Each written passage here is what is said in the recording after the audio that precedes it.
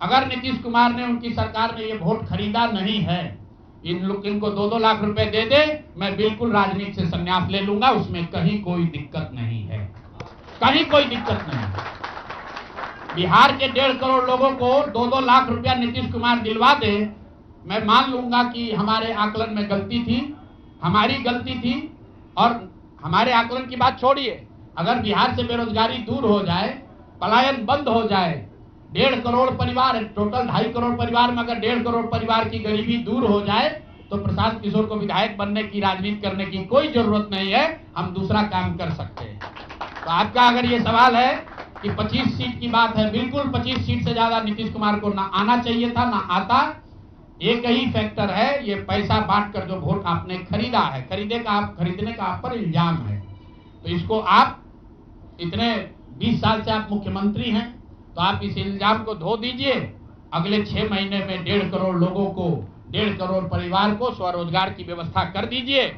और अगर नहीं कीजिएगा तो हम लोग यहीं पर हैं।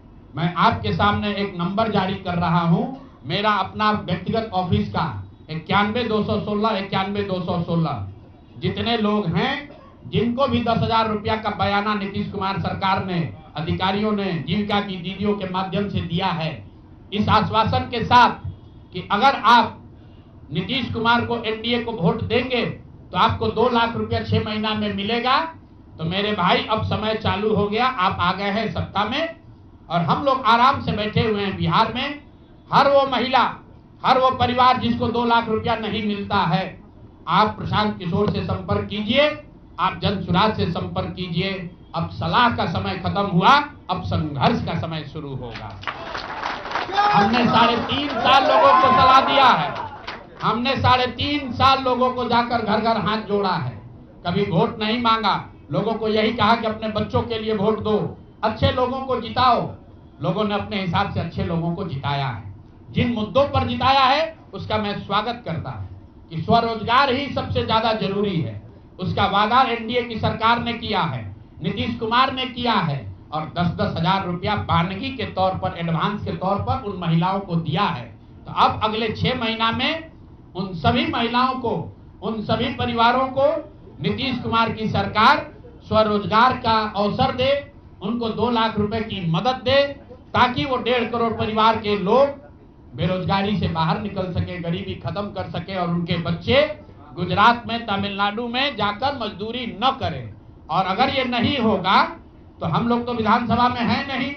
जनता ने जो आदेश दिया है कि गांव-गांव घूमिए और लोगों की मदद कीजिए, तो जिनको भैया ये 2 लाख न मिले, वो प्रशांत किशोर के पास चले आइए, जनसुराज के साथियों के पास आइए। आपकी आवाज बनकर, आपके साथ खड़े होकर ब्लॉक, पंचायत, डिस्ट्रिक्ट के ऑफिसेज में, सरकारी दफ्तरों में हम लोग चलेंगे। जरूरत पड़ेगा नीतीश कुमार के पास चलेंगे, क्योंकि उन्होंने कहा है कि 10,000 रुपया बयाना ले लीजिए, जब मैं जीत कर आऊंगा आपको 2-2 लाख रुपए दूंगा, ताकि सब लोग अपने पैर पर खड़े हो जाएंगे। तो जनसुराज के लोग अब ब्लॉक में, और जिन लोगों ने, आपने सुना होगा सहारा में लोगों को कहा गया पैसा डबल हो जाएगा, सहारा के जिन लोगों ने एजेंट बनकर, समाज के कई लोगों ने सहारा में पैसा जमा कराया, सहारा वाले भाग गए तो लोग एजेंट को खोज रहे हैं। तो जो सरकारी अफसर नेतागिरी कर जिन लोगों ने किया है, सरकार की ओर से आश्वासन दिया है कि हम लोग आपको रोजगार देंगे, 2 लाख रुपया देंगे, जिन जीविका की दीदियों ने एक महिला को जाकर समझाया है, बूथ पर बैठकर वोट दिलवाया है, सिंबल सिखाया है, क्रमांक संख्या बताया है, वो जीविका की दीदियों की जिम्मेवारी है कि जिनको आपने ये काम कराया है, जिनके बच्चों का भविष्य आपने 10,000 रुपया में आपने सौदा कराया है, उनको पैसा मिले। और अगर वो 2 लाख रुपया नहीं मिलेगा तो 6 महीने का समय है। 6 महीने के बाद हर वो व्यक्ति जिसको पैसा नहीं मिले, उसके लिए जनसुराज का, प्रशांत किशोर का दरवाजा खुला हुआ है। आप आइए, हम लोग आपकी आवाज बनेंगे, आपके साथ खड़े होंगे। हम लोग विधायक सांसद नहीं है, लेकिन समाज में हमारी ताकत, जो आवाज है, आपके आशीर्वाद से वो आवाज आपके साथ जोड़ेंगे और हर हालत में आपको ये 2 लाख रुपया मिले, इसकी लड़ाई को जारी रखेंगे। दूसरी बात जो कह के मैं खत्म करूंगा, चुनाव से पहले सरकार के भ्रष्टाचार को लेकर, भ्रष्टाचारी मंत्रियों को लेकर इसी जगह पर हम लोगों ने कई प्रेस कॉन्फ्रेंस किए हैं। नीतीश कुमार को कभी व्यक्तिगत तौर पर बेईमान नहीं बताया गया है, भ्रष्ट नहीं बताया गया है। लेकिन हम लोगों का ये मानना था कि नीतीश जी का स्वास्थ्य अच्छा नहीं है, अगल बगल के लोग लूट रहे हैं, चला रहे हैं। अभी परिणाम आए हैं, नीतीश जी को देखकर लग रहा है कि नीतीश जी बिल्कुल स्वस्थ दिख रहे हैं। तो अब मेरी उनसे अपेक्षा है कि 2 दिन के बाद अभी मंत्रिमंडल बनने वाला है। कल प्रधानमंत्री जी ने भी कहा है कि बहुत बड़ी जिम्मेवारी है, हम लोग इलेक्शन मोड में नहीं, इमोशनल मोड में हैं। तो उसी इमोशनल मोड में मेरी आपसे अपेक्षा है कि भारतीय जनता पार्टी की लीडरशिप और नीतीश कुमार एक ऐसा स्वच्छ मंत्रिमंडल बनाएं जिसमें कोई दागी मंत्री न हो, कोई भ्रष्टाचारी न हो। जनता ने आपको सरकार बनाने का मैंडेट दिया है, भ्रष्टाचार करने का, भ्रष्टाचारियों को सरकार में शामिल करने का मैंडेट नहीं दिया है, भ्रष्टाचार करने का मैंडेट नहीं दिया है, लूटने का मैंडेट नहीं दिया है। तो मैंडेट, बिल्कुल मैंडेट का सम्मान है। जनता लोकतंत्र है, जनता मालिक है, जनता ने जिनको सत्ता में बैठाया है वो सत्ता में बैठे, लेकिन सत्ता में बैठकर लूटने का मैंडेट जनता ने नहीं दिया है। तो मेरी अपेक्षा है कि नीतीश जी, माननीय प्रधानमंत्री मोदी जी, अमित शाह जी, जिन्होंने बिहार की जनता को ये बताया है कि हम आपका विकास करेंगे, आपके बच्चे अब गुजरात नहीं जाएंगे मजदूरी करने, तो भाई अब आपकी जिम्मेवारी है ऐसा मंत्रिमंडल बनाइए ताकि बिहार के लोगों का पलायन बंद हो, यहाँ से बेरोजगारी खत्म हो, और जो पिछले 5 साल से लोग भ्रष्टाचार से जूझ रहे हैं वो आगे भ्रष्टाचार न हो। मेरी बात यहाँ खत्म हुई। अब आपके जो सवाल हैं वो आप सवाल कर सकते हैं। बहुत बहुत धन्यवाद।